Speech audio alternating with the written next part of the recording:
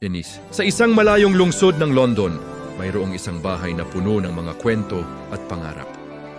Dito nakatira ang pamilyang Darling, partikular na ang magkakapatid na sina Wendy, John at Michael.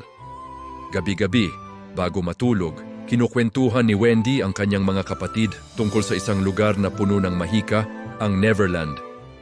At ang bayani nitong si Peter Pan. Ang hindi nila alam, sa bawat kwento nila, may isang pares ng tenga na nakikinig mula sa bintana. Isang gabi, habang mahimbing na natutulog ang lahat, isang malikot na anino ang pumasok sa kanilang silid. Sinundan ito ng may-ari nito, si Peter Pan, na kasama ang kanyang matalik na kaibigang si Tinkerbell.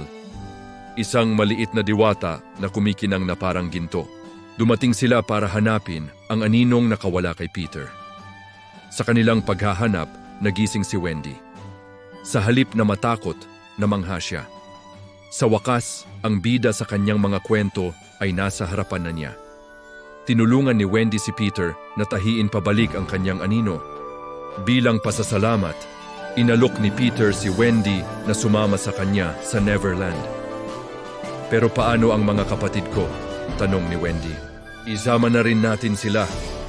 Sagot ni Peter na may malawak na ngiti at sa tulong ng kaunting pixie dust mula kay Tinkerbell at masasayang pag-iisip, natutong lumipad sina Wendy, John at Michael. Second star to the right and straight on till morning, sigaw ni Peter. Lumipad sila palabas ng bintana, patawid sa mga bituin, patungo sa isang lugar na hindi nila inakalang totoo. Pagdating nila sa Neverland, bumungad sa kanila ang isang islang puno ng kababalaghan. May mga sirena sa lagoon, mga tribong Indian sa kakahuyan, at syempre, ang mga Lost Boys, ang mga batang kasama ni Peter Pan. Malugod silang tinanggap ng mga Lost Boys at si Wendy ay naging parang ina sa kanilang lahat. Bawat araw ay isang bagong pakikipagsapalaran. Naglaro sila, nagkwentuhan, at ginalugad ang bawat sulok ng mahiwagang isla. Pero sa bawat paraiso mayroong isang anino ng panganib.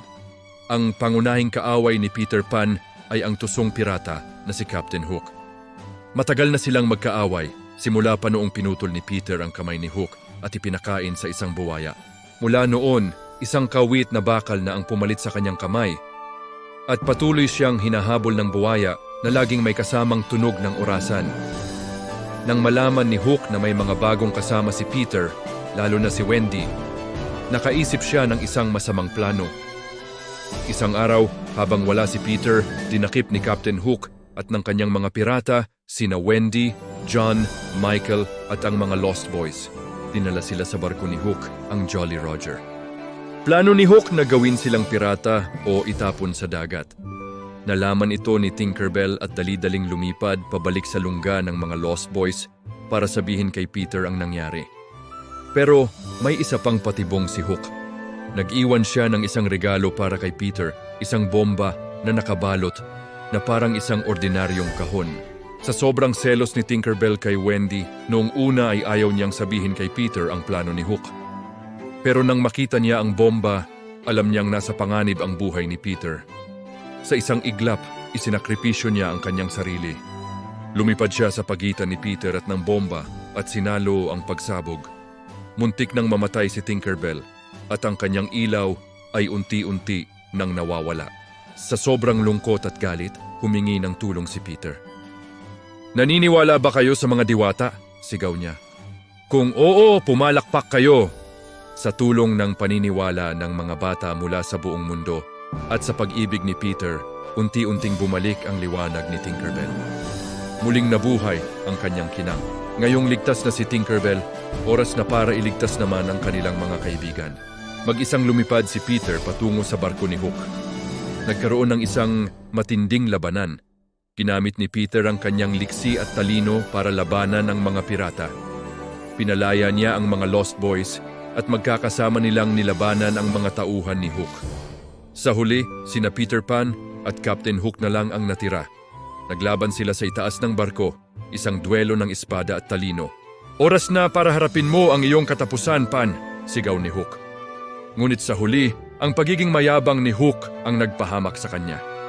Natalo siya ni Peter at nahulog sa dagat, kung saan naghihintay ang buwaya na matagal nang nag-aabang sa kanya. Sa pagkatalo ni Hook, sumuko ang lahat ng pirata. Ang Jolly Roger ay nasa kamay na nina Peter. Sa tulong ng pixie dust ni Tinkerbell, pinalipad nila ang barko pabalik sa London. Bagamat masaya sa Neverland, alam ni na Wendy na kailangan na nilang umuwi.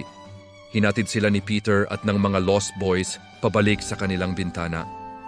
Nagpaalam sila sa isa't isa na may kaunting lungkot ngunit puno ng pasasalamat. Nangako si Peter na babalik siya dahil hindi niya malilimutan ang kanilang mga pakikipagsapalaran. Pagbalik ng mga magulang ni na Wendy, nagulat sila nang makita ang isang piratang barko na lumilipad sa kalangitan. At doon, sa bintana, natagpuan nila ang kanilang mga anak na ligtas at natutulog. Mula noon, hindi na muling nagduda si G. Darling sa mga kwento ni Wendy. Si Peter Pan ay bumalik sa Neverland kasama ang mga Lost Boys kung saan nanatili siyang bata magpakailanman. Si Wendy naman ay lumaki, nagkaroon ng sariling pamilya at ipinagpatuloy ang pagkukwento tungkol kay Peter Pan sa kanyang mga anak. At sa bawat gabing may mga bituin, kung titingin kang mabuti, baka makita mo ang isang anino na lumilipad patungo sa pangalawang bituin sa kanan, diretso hanggang umaga, sa lugar kung saan ang mga pangarap ay hindi natatapos at ang pagiging bata ay walang hanggan. Ang mahika ng Neverland ay mananatili sa puso ng bawat isang naniniwala. Ma'am, salamat sa panunood ng kwentong ito. Huwag kalimutang mag-like, mag-subscribe at i-click ang notification bell para sa mas marami pang mga mahiwagang kwento. Hanggang sa muli,